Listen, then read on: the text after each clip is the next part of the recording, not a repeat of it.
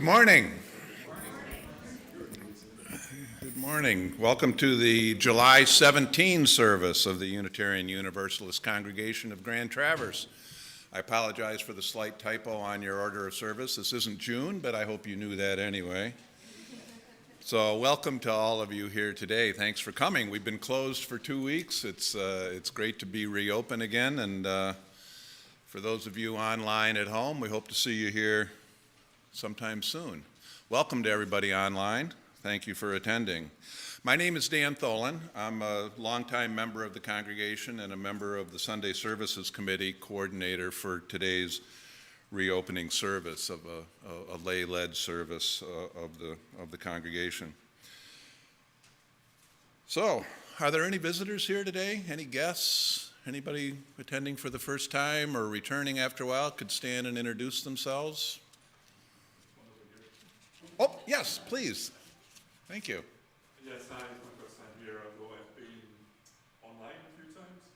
I just recently bought a place in Traverse City, and my main house is in Connecticut, and I'm in the process of moving over here over the next few months. So I was previously in the congregation of Indianapolis at UUI.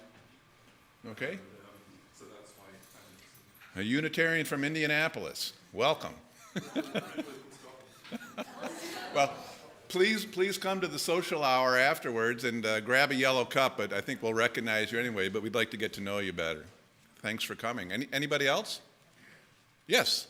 Okay, I'm Ken Edwards. I've visited here a number of times in the past. I'm a Unitarian from Oslo, Ontario. All right. Welcome, eh? Oh, well, thank you for coming, and please stay for the social hour. We'd like to get to know you a little bit better. We appreciate seeing new faces. So, today's topic, it was a little strange. It was difficult. The reality of evil and necessary war. It's a topic that's, well, we're in it now. I mean, it's in the news every day. It's in our lives. It's affecting what's happening and all around us. And we just had this 4-day celebration of war, which I call the Blue Angel visit, where they come to garner public support for the Defense Department, and also soldiers, recruit mission for our soldiers. And I don't want to disparage that in any way, but it brings the issue of war very close to us. What made it immediate for this congregation was closing on July 3rd, which is, we're right in the flight path, so it would have been a little difficult to leave the service. But it did get me, and then later in the men's group, thinking about this and the spiritual aspects of it. It's I know that when I was young, my very favorite piece of music of all time was the Battle Hymn of the Republic, sung by the Mormon Tabernacle Choir. I would listen to it over and over and didn't even think. And I do remember from the congregations I would attend in Grand Rapids, if you really wanted to get the congregation up and jumping, Onward Christian Soldiers was a great tune to get people up and singing loud and, stomping their feet a little bit. And, what I've enjoyed about being in the Unitarian congregation is to look at what different religious faiths believe and how they approach various topics. I find strength in what's similar among various religious faiths, but we also can learn from what's different. And I know that the major religious faiths in our society, they teach peace, but they're also one of the main reasons of war, one of the main causes of war, sometimes even against different branches of their own religion. Right now in Ukraine, we've got people in the same religion, the same branch of the same Orthodox religion fighting each other. It's just part of this huge conundrum. And I know the New Testament, where Jesus speaks so often of peace and forgiveness and loving, it also in the same books, there'll be talks about the need for violent people to to seize the kingdom of heaven. So it very much promotes war. So we had agreement among several of us in the men's group that this was something worth exploring. And today we'll be reading from different parts of Barack Obama's speech in 2009 when he received the Nobel Peace Prize, which I thought was just an extraordinary speech. He recognized the newness of him to the world stage, that he hadn't done much, and to receive the prize was usually something that comes at the end of a career, not at the beginning. But that being said, it covered so many of the different aspects of war and the spiritual relationships in there that I thought it was worth covering. And I want to thank Carl, Richard, and Rick for helping out today and reading from that speech, parts of that speech, as well as offering some of their own personal experiences. So we'll get started, and I'll start with one of the first things that Obama says in his speech near the beginning. He says, "Make no mistake, evil does exist in the world. A nonviolent movement could not have halted Hitler's armies. Negotiations cannot convince al-Qaeda's leaders to lay down their arms. To say that force is sometimes necessary is not a call to cynicism. It's a recognition of history, the imperfections of man, and the limits of reason." So now we'll hear the prelude music played by our new accompanist, Julie Gaubatz. I hope I said that right. Welcome, Julie, and thank you for your music. After Julie's finished, we'll have some opening words read by Carl.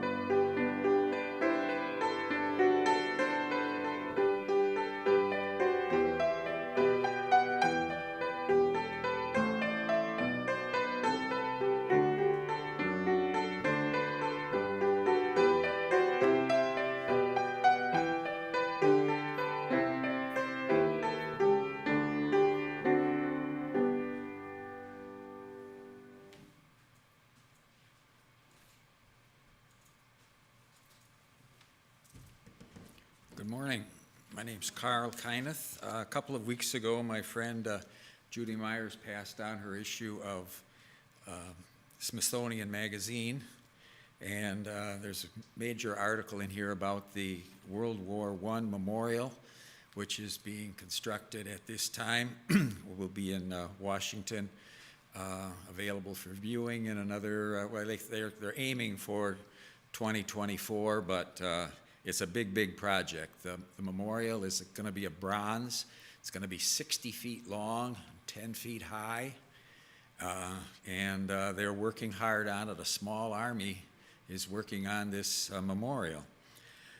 The main artist is Sabin Howard, and his wife, Tracy Slatton, is the project manager. She's the one that's keeping all of these people doing their jobs and getting the job done.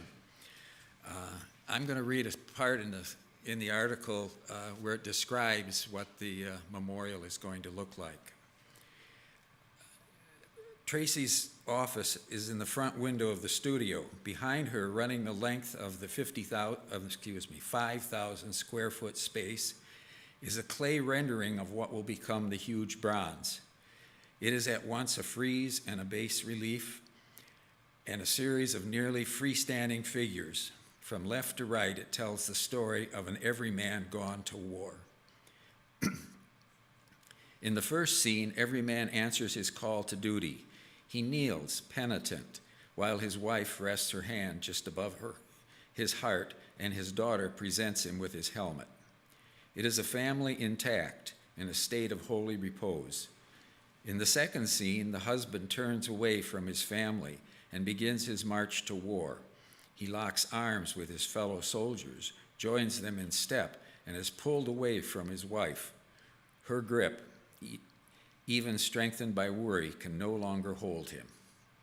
In the next scene, now armed with a rifle, he beckons those behind him forward, a call to arms, while his comrades raise their weapons and hasten their steps. In the foreground, another crutches to pick up his gun and rise to join them. All of it gaining momentum now, urgency, all of it leaning into that awful history headlong, the terrible power and purpose and planetary pull of war, each man poised on the edge of his own mortality. And then the explosive rush up and out of a trench, soldiers charging forward, leaping, all muscle and grimace and courage and war cry, as around them men fight and begin to fall. Now the sorrow. At the center of the memorial is a battlefield pieta. The wounded and the ruined and the lost are gathered there in the arms of the nurses and their fellow soldiers. The pace of the sculpture slows. It becomes more ruminative, but no less dynamic, no less visceral. One soldier stands straight, undone, in awful stillness, staring helplessly out, directly at the viewer, at some unfocused middle distance. To be witness to horror is only one price we ask our warriors to pay. This figure, expressionless, indicts us all. Now the nurses lift the wounded and help them back into the ranks, easing them into their march home, where they shoulder their rifles and the flag. They raise their chins in pride or defiance or resignation and despair and walk back into a world that cannot understand them and to which they no longer recognize. In the final panel, every man comes home. He is, of course, remade. He is a hero, reluctant, called and tested and strengthened, bearing to his people a message of order, rebirth, and hope out of chaos and violence and death, in the manner of the mythos preceding us all, going back to the beginning of history. Joseph Campbell called it the Monomyth, also known as the hero's journey, a resemblance Tracy first pointed out to Sabin while he was already composing the tableau, and which gave the work its title and clear narrative core. Tracy, his wife, says, Sabin stumbled on it because it's so archetypical to who we are as human beings. At last, the father is reunited with his daughter. He hands back his helmet, into which she peers, divining the future in its shallow, upturned pan. What does she see there? As any work of memorial art must, it tells its own story without writerly embellishment. And a quotation from Sabin, the artist: "I'm going to make something that lets a kid, when he's walking along the wall, experience it like it's a movie in bronze. The scenes are changing, and the kid goes home, and he's like, oh my God, I got to see what World War I was all about." And he gets the idea that we're on a journey, each and every one of us. And now Richard and Dan will do the ringing of the bell, the lighting of the chalice, and the land acknowledgement.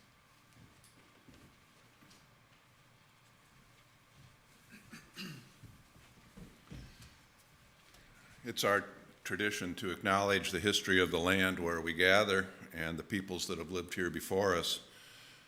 We honor the cultures that have thrived and struggled in this region, and we acknowledge the pain of change when people and cultures are replaced or assimilated because of war, disease, and immigration. It's also our tradition to open our service with the sounding of the singing bowl. So please follow the vibrations as they lead us into the quiet.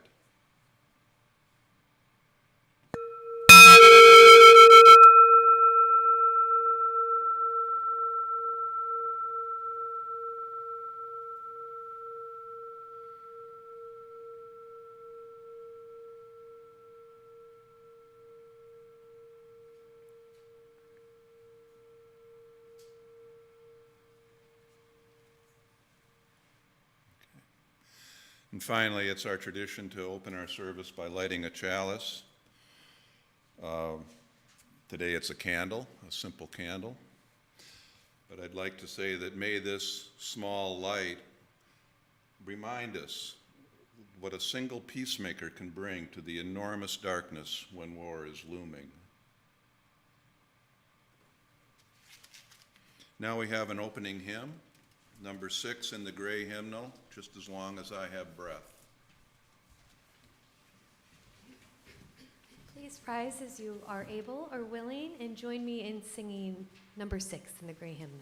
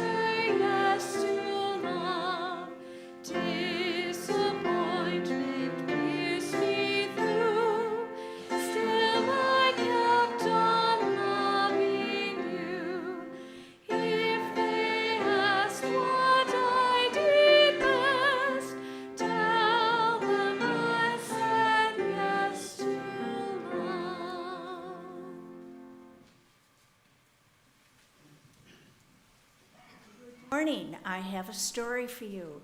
I am not Betsy Hammerberg. I am her mother. And Betsy chose this story for us this morning. It is not the story listed in your bulletin. It is called The Librarian of Bosnia And this is a true story. There are no dragons, there are no fairies. There is simply a story about one woman who is a hero.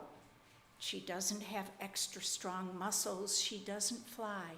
But even when things are incredibly sad and frightening for her, she finds that there is something she can do.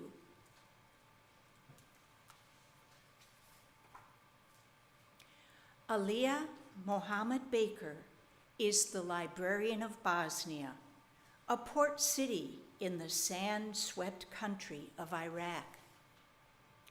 Her library is a meeting place for all who love books.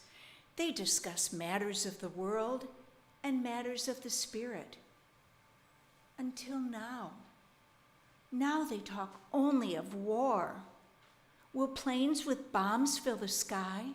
Will bombs fall here? Will soldiers with guns fill the streets? Who amongst us will die? Will our families survive?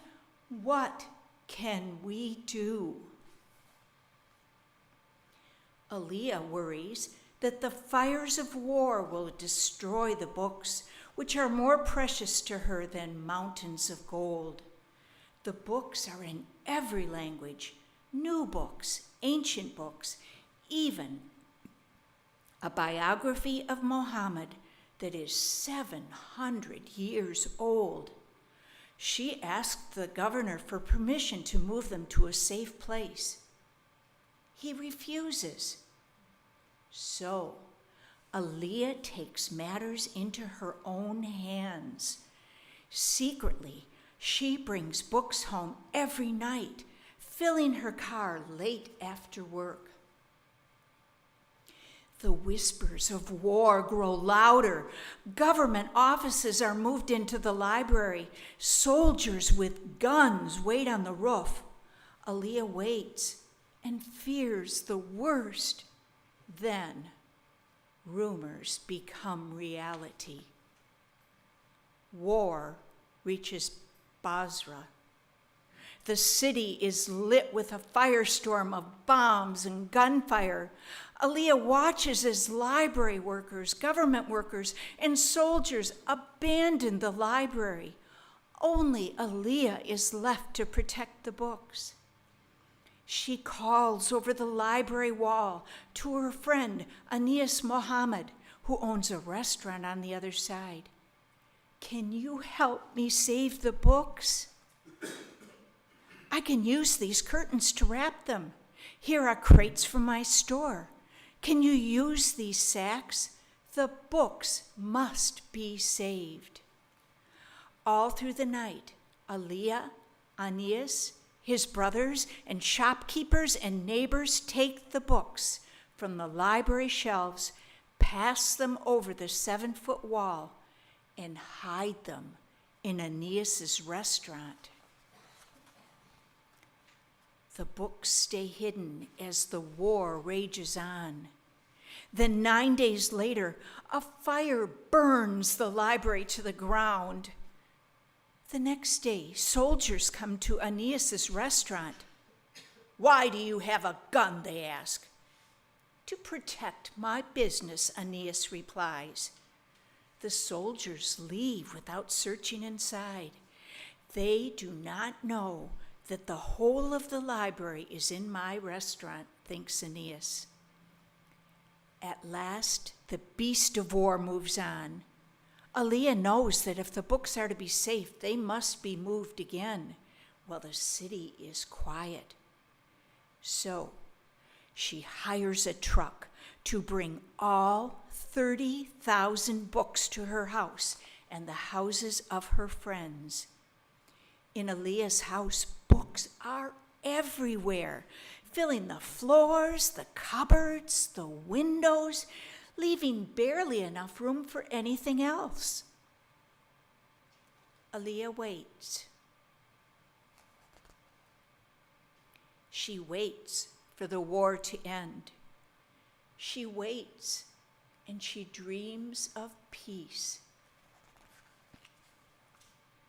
She waits and she dreams of a new library. But until then, the books are safe. Safe with the librarian of Basra.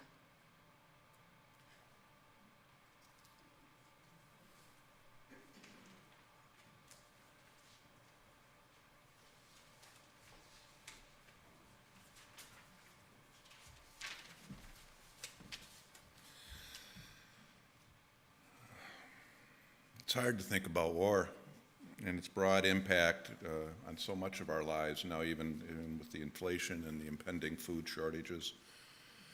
So even when we're not living in a war zone, we're affected. When we think about war, we also think about our resources, our networks of social support, our safe places, our sanctuaries. We need funds to maintain this building, pay a living wage to our excellent staff, and sustain our community programs for those in the community who are in need of acceptance or support, a meal, or some warm clothing. Your contributions can be put into the baskets. Are we passing them or leaving them at the door? Thank you. Chris?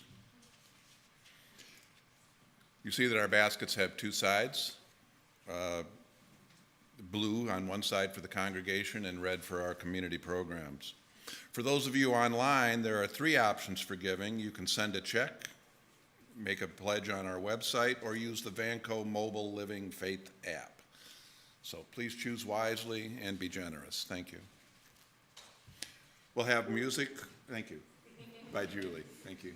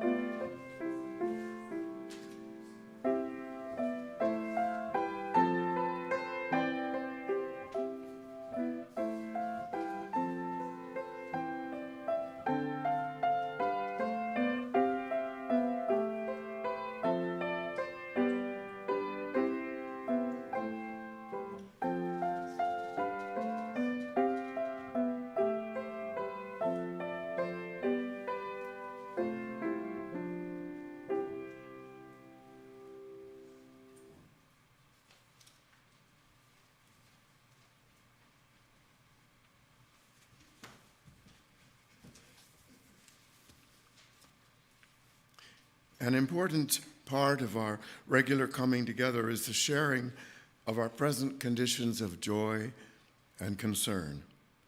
Dan will light a candle as I pass on comments we have received this morning. From Bernie Hanchett, my brother Joe died a few days ago. Sorry, Bernie. And from Anne, yes, thank you. In memory of Karen Hogue, wife of Reverend Gary Hogue. Karen died yesterday, and she was a wonderful wife, mother, grandmother, and woman. Thank you, Anne. We have received nothing from our internet community, but we will light one final candle for those joys and concerns that remain unspoken but deeply felt among us.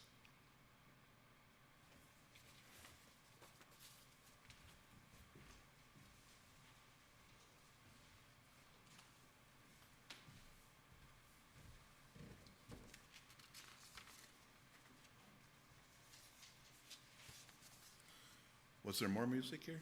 Okay. Excuse me, this was well, you know.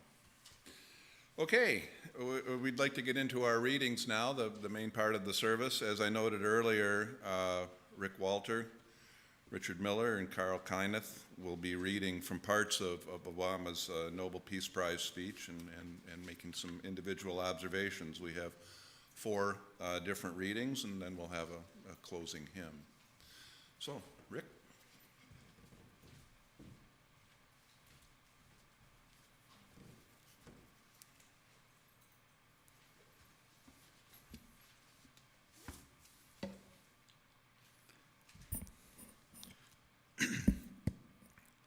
Good morning.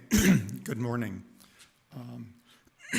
Sorry, I've got a frog in my throat. Anyway, as Dan has mentioned, several of us are reading excerpts from Barack Obama's Nobel Peace Prize acceptance speech in Oslo, Norway, on November 10th, 2009, just 9 months after he became President of the United States. The full text of the speech is available online and is worthwhile reading, and in light of all that has occurred in our world in the 13 years since then. And I'll make sure that a link to that speech is put into the flash this next week so it's easier to find. Actually, it's easy to find just by searching for Barack Obama's acceptance speech.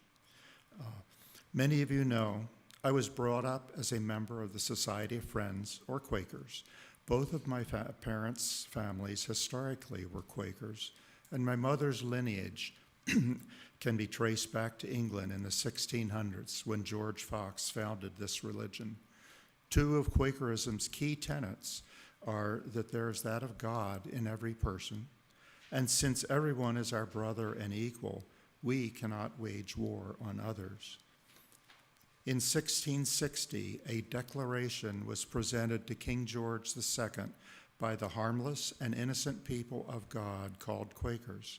It states, "We declare our faith in those abiding truths taught and exemplified by Jesus Christ, that every individual of every race and nation is of supreme worth, that love is the highest law of life, and evil is to be overcome, not by further evil, but by good.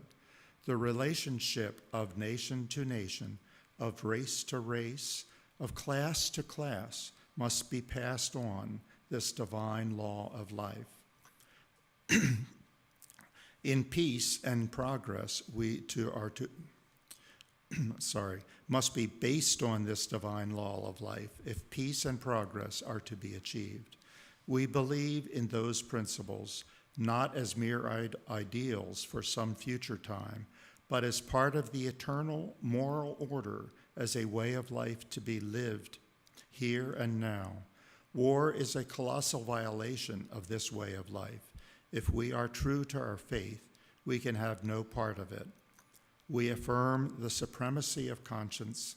We recognize the privileges and obligations of citizenship, but we reject as false that philosophy which sets the state above the moral law and demands from individual unquestioning obedience to every state command.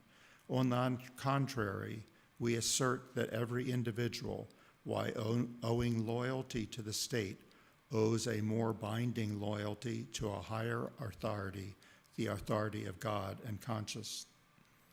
Based on this testimony, I applied to be a conscientious objector during the draft times in the 1960s. I have always tried to be nonviolent pacifist and peacemaker. However, this spring when Putin invaded Ukraine and over the period of the 4 years of the Trump administration, I found my thoughts and conscience being tested. Reading Obama's Peace Prize has helped me to center my conscience and beliefs. Here is a section on the inevitability of war and the just war concept.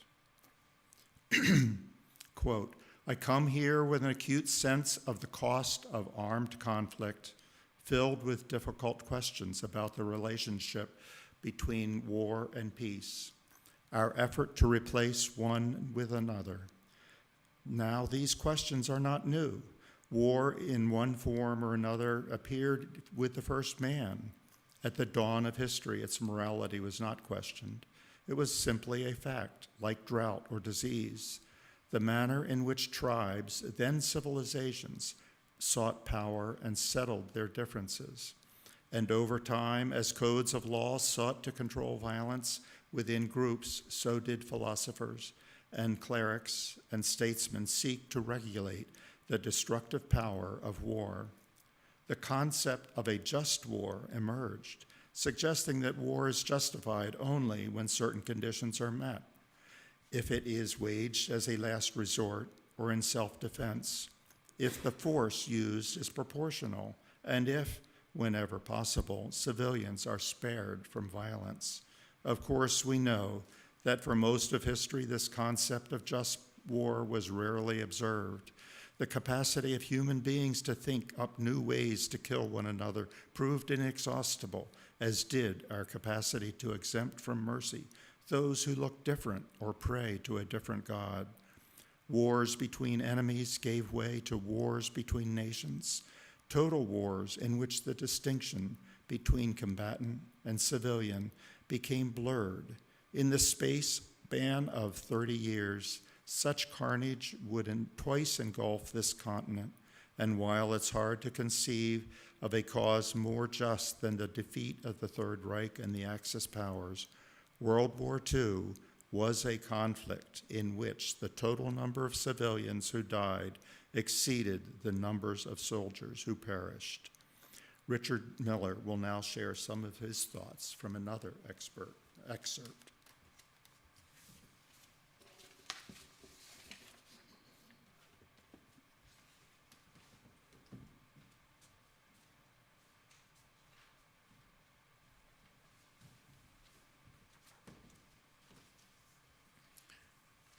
In this next section of his address, Barack Obama raises the question of the role of religion, the role that religions may play on the concept of just war.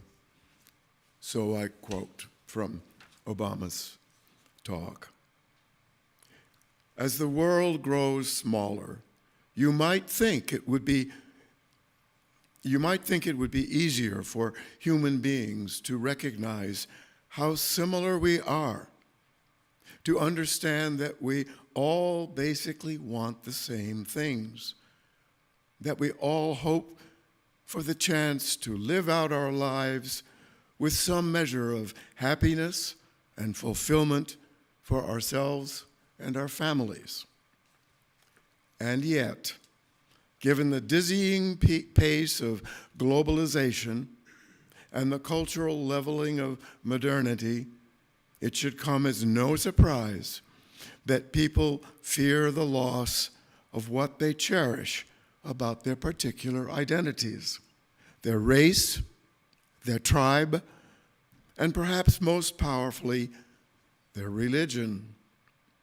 In some places, this fear has led to conflict. At times, it even feels like we are moving backwards. We see it in the Middle East as the conflict between Arabs and Jews seems to harden. We see it in nations that are torn asunder by tribal lines. Most dangerously, we see it in the way that religion is used to justify the murder of innocents by those who have distorted and defiled the great religion of Islam. These extremists are not the first to kill in the name of God. The cruelties of the Crusades are amply recorded. But they remind us that no holy war can ever be a just war. For if you truly believe that you are carrying out divine will, then there is no need for restraint, no need to spare the pregnant mother or the medic or even a person of one's own faith. Such a warped view of religion is not just incompatible with the concept of peace, but the purpose of faith. For the one rule that lies at the heart of every major religion is that we do unto others as we would have them do unto us. End of the quote. Please allow me to add a few words of my own, perhaps a little bit less diplomatic than Mr. Obama's. Living as we are today, 13 years later, as Unitarian Universalists, keeping our own often Christian roots at arm's length, we bridle at the efforts of our Christian brothers and sisters to use the constraints of our common society's laws to push everyone into the narrow concepts of their perception of how each of us should live our lives. History, from the most distant past to the very present moment, shows that every institution, including religious institutions, given access to power, will not hesitate to use that power to dominate others outside their own community, which raises the question of just when does one cease to turn the other cheek and begin pushing back.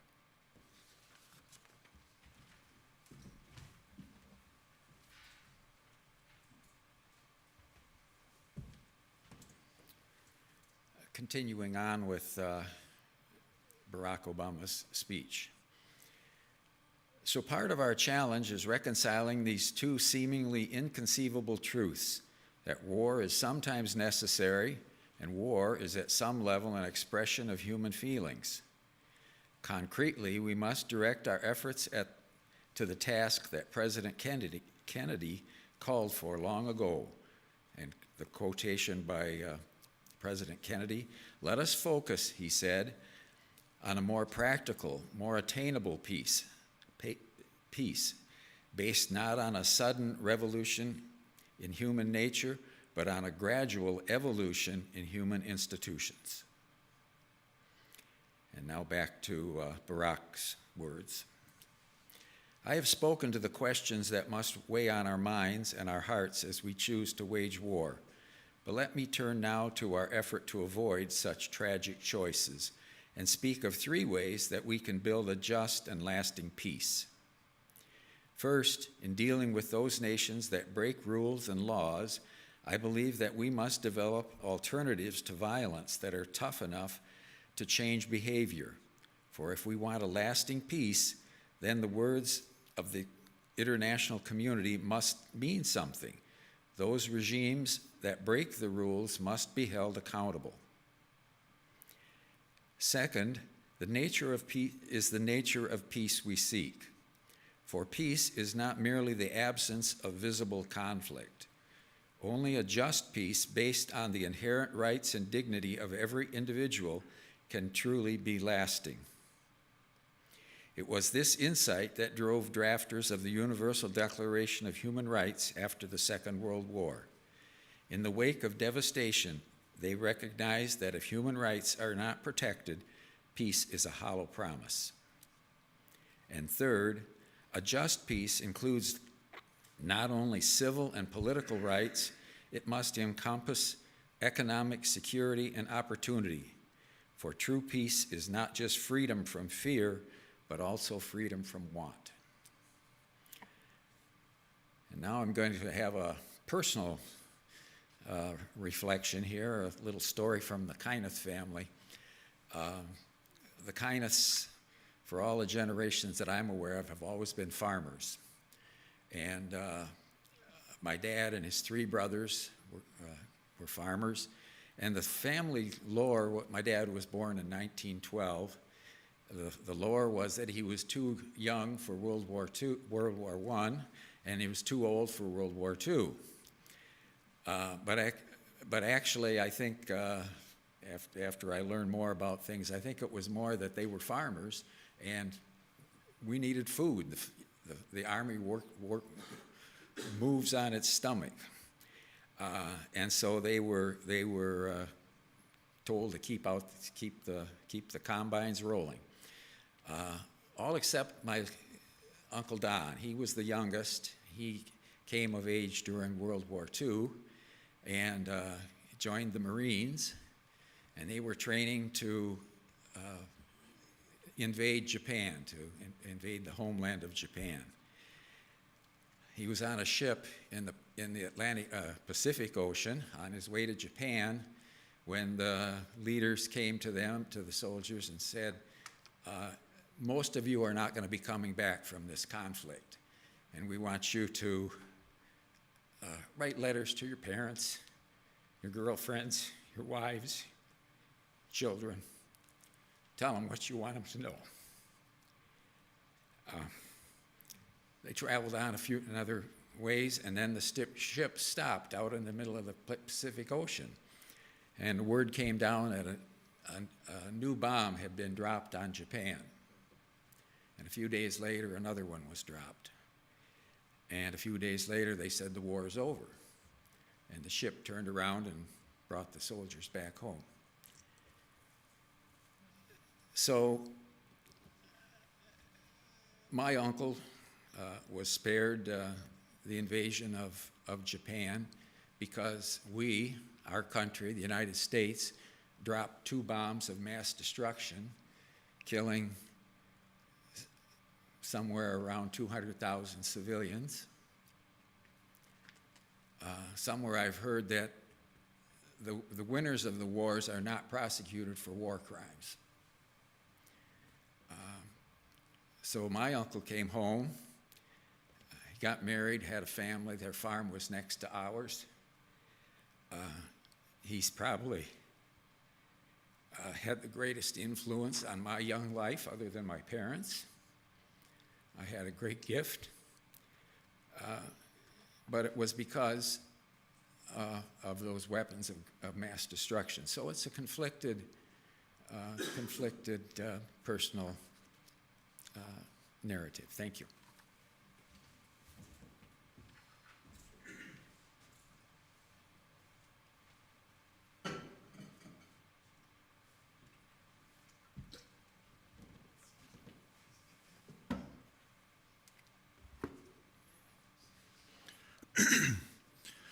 Thanks, Carl and Richard. Here's some final comments from Barack Obama. I do not bring with me today a definitive solution to the problems of war. What I do know is that meeting these challenges will require the same vision, hard work, and persistence of those men and women who acted so boldly decades ago, as Carl just mentioned. And it will require us to think in new ways about the notions of just war and the imperatives of a just peace. We must begin by acknowledging the hard truth. We will not eradicate violent conflict in our lifetimes. There will be times when nations acting individually or in concert will find the use of power not only necessary but morally justified. I make this statement mindful of what Martin Luther King Jr. said in this same ceremony years ago. Quote, violence never brings permanent peace. It solves no social problem as it merely creates a new and more complicated ones. And lastly, but we do not have to think that human nature is perfect for us to still believe that the human condition can be perfected. We do not have to live in an idealized world to still reach for those ideals that will make it a better place. The nonviolence practiced by men like Gandhi and King may not have been practical or possible in every circumstance, but the love that they preached, their fundamental faith in human progress, that must always be the North Star that guides us on our journey. For if we lose that faith, if we dismiss it as silly and naive, if we divorce it from the decisions that we make on issues of war and peace, then we lose what's best about humanity. We lose our sense of possibility. We lose our moral compass. And as I said, The whole speech is amazing. I'll put a link to it in the flash so you can, access the whole thing. Thank you very much.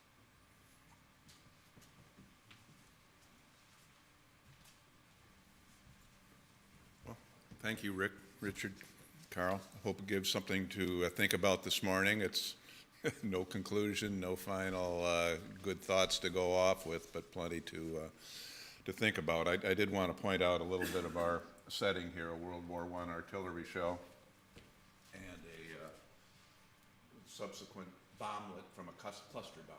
Those of you who have heard of it, come up if you want to see the ingenuity that man will spend to kill each other. It's right here. So that brings us to a close of our part. We have a closing hymn, and then we'll finish up. Thank you. Please rise as you are able and willing, and join me in singing 168, One More Step.